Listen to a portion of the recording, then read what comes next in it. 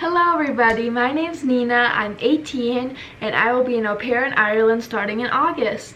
So I just thought I would make this video talking about why I chose to take a gap year and why I chose to be an au pair in case other people are thinking about doing the same thing, so just to give some advice from my perspective. So let's get right into it. I've known that I would take a gap year since I started high school. I researched it a lot and I found that there are so many benefits.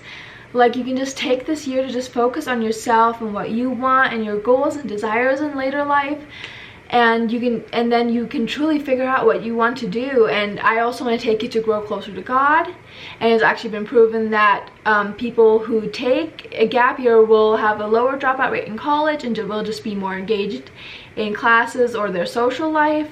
So yeah, those are definitely big pluses of why you should take a gap year. So I found this program in the beginning that I thought I really loved, and I actually spent a long time applying to it, writing essays and doing a bunch of FaceTime calls for it, and I actually ended up getting accepted. But after a lot of prayer, I realized that it wasn't what I wanted to do during this year, and it wasn't God's plan for me, so I ended up declining and had to start the search all over again. So one day, my mom brought up being an au pair. I didn't really know what it was at the time because it's not super big. So I spent some time researching it and I absolutely fell in love with it, and the day after I actually ended up creating my profile. It took me a long time to find a family because I started looking for a family a year before I wanted to become an au pair, which is way too early. I would recommend maybe like 3 months is probably a good time to start looking. So yeah, I looked way too early, and I am also a vegan, so I couldn't really find a family that was willing to adjust to that, even though I wasn't expecting them to stop eating meat. I said I would cook for myself and everything, but I'm glad I couldn't find a family in the beginning because it led me to find the perfect family.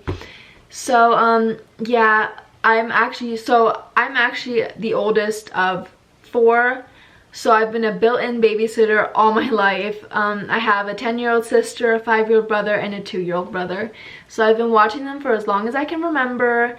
And I've also been babysitting in my neighborhood since I was about 13, and I've always loved it. I love being around kids and engaging with them and just interacting with them.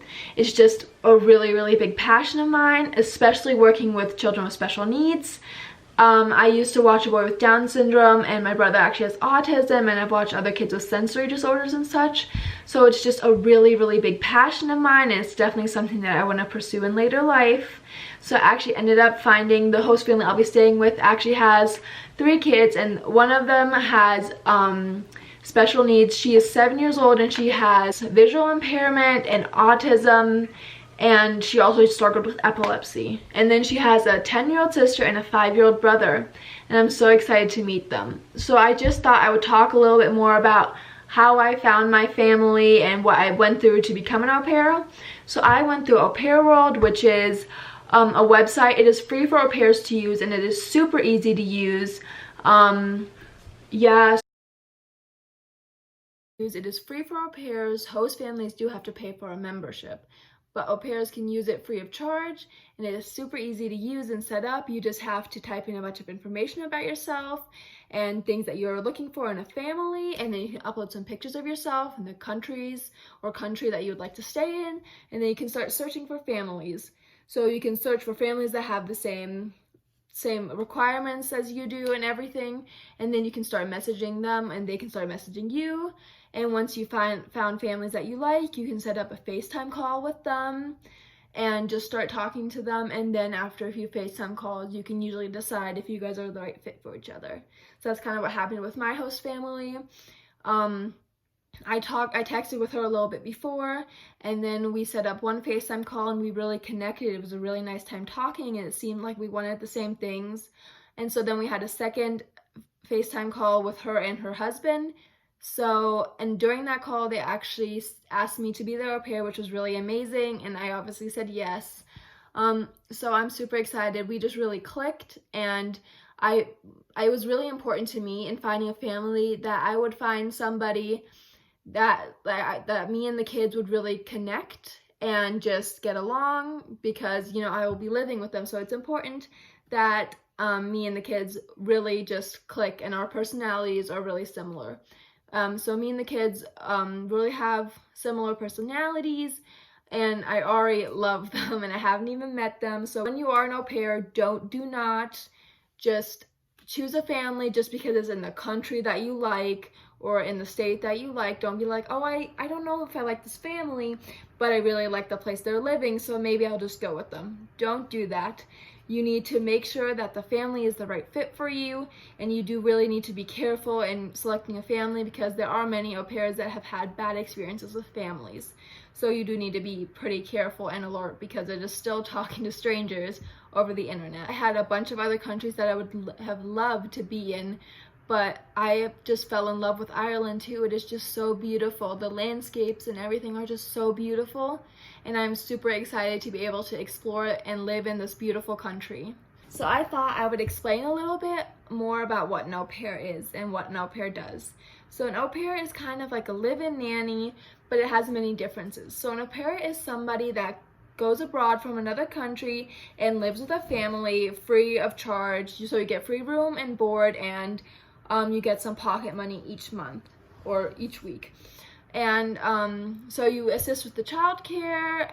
The family gets cultural exchange through you, and you get to really live and breathe the culture that they have and just, you know, live it fully. Other than if you would just visit a country, you wouldn't get to experience the culture as much as if you'd really live with a family that is from that country.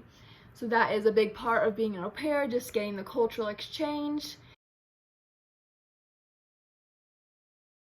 I've also had a bunch of au pairs ask for present suggestions of what to get their host family, so I thought I would show some presents that I got from my host family. I tried not to get a lot because I do have to carry all my suitcase, and I will be there for all the major holidays, so I didn't really want to go too crazy. It was super hard for me to figure out something to get for my host parents because you don't really know them. Kids are usually a little bit easier, but for your host dad, you're not gonna know what to get. So I just got them both a communal present. So I got this Colorado tea set because I wanted to get something that represents my state, and I know that they enjoy drinking tea. And with this, I will also be getting a Starbucks Colorado teacup. And then we have this game at home, and I thought I would bring it for the family because it is super easy to play. Even with younger players, we love to play it. And it's just a super, super fun game, and it's super small, so you can take it with you on the go too. And then I love this book. It's called All the World. It is a super beautiful children's book, and it has amazing illustrations. I love reading this to my siblings. It is just such a beautiful book. Yeah, so I'm super excited to be able to read this, mainly to the younger two kids. And then I got, this is the last thing that I got. I got this Harry Potter book, mainly for the oldest because we both love Harry Potter, so I thought this could be something that we could bond over, especially since our family does a Harry Potter read aloud every night during dinner. So this is just a really fun way to continue this tradition. So this is the whole Harry Potter book, but it has beautiful illustrations in it, and it's just such a great book. So we love this, so I'm super excited to be able to read this with the oldest. That is all that I got, but yeah, so I would just suggest, for your host parents, I would suggest getting something from your own country, something that represents your country, not something from their country or anything. And for the kids, it's really easy. You can get craft things or a game you guys can play, or just if you know what their favorite things are. I wouldn't go too crazy. I wouldn't get too many big things or anything. I wouldn't try to spend like way too much money because if you are there for all the holidays, you might end up getting them something then too. So just be wise in what you get, because they're not gonna want a lot. I also wanted to thank everybody who watched the video. I know this wasn't probably the best video because I'm just starting out and still figuring out how to do this whole YouTube thing. I would love some constructive criticism and just some ideas of what you guys would like to see from this channel. I would love to maybe do like a haul of things that I got specifically for Ireland, and just maybe a travel with me video, like a vlog where I just travel through the airport, or maybe once I'm actually there I could do like weekly vlogs or monthly vlogs of what I do during the time there. So yeah, just leave some suggestions down below, and I would love it if you guys would subscribe and like this video. See you guys next time. Bye.